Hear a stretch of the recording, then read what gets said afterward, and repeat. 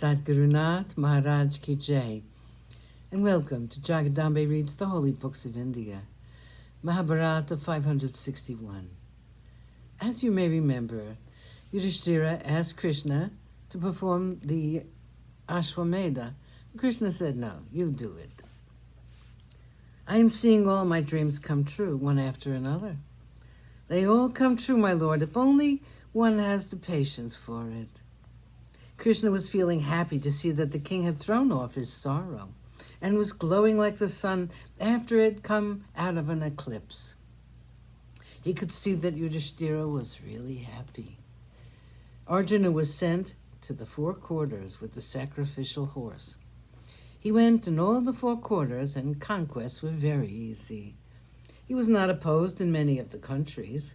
In the places where he was opposed, it was not hard for him to defeat the kings and collect dues from them. He invited all the kings to attend the Ashwamedha Yagna and returned to Hastinapura with the white sacrificial horse. Bhima and Nakula and Sahadeva were in charge of all the arrangements. Then began the preparations for the Yagna. It was just like the great Rajasuya, which Yudhishthira had performed years back. The Pandavas and Krishna, with the heroes of the Vrishni house, were there. But all the other kings were the children or the nephews of the kings who had attended the Rajasuya. The Ashwamedha Yagna was over. All the kings returned to their kingdoms after they had been honored by Yudhishthira. Krishna and Balarama, with Satyaki and the other Vrishni heroes, returned to Dwarka. Chapter 15, the death of the elders. 15 years had passed. The rule of Yudhishthira was that of an ideal king and an ideal man. His court had Krupa now. Vyasa made Yudhishthira appoint him as the tutor to Parikshit. Hastinapura was ruled by the ablest of people, and the people were happy. Dhritarashtra, however, could not be happy. He knew that Yudhishthira was treating him as a king and as a father, that he was the most affectionate person he had ever met. But the heart of the old man was thinking only of his son Duryodhana. He could not forget his favorite child. He was with Yudhishthira for 15 years, and now suddenly he wanted to go away to the forest. He talked it over with Gandhari. They were both of the same thinking. Dhritarashtra wanted to go away from the city where his son had once ruled.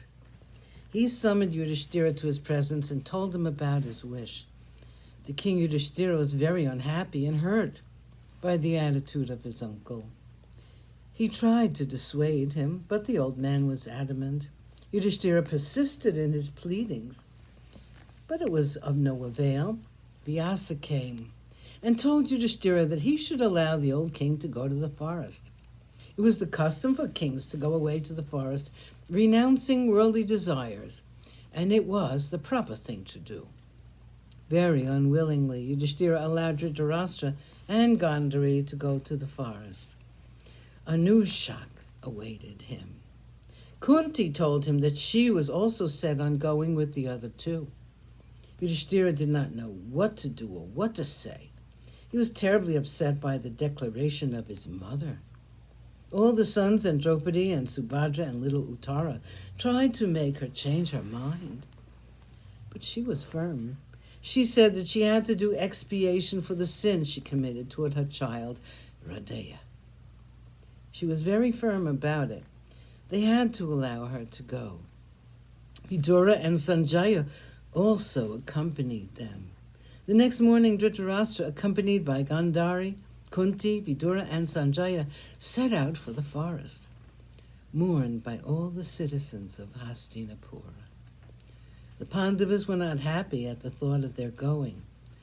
Very sadly, they bade farewell to all of them and returned to their empty palace.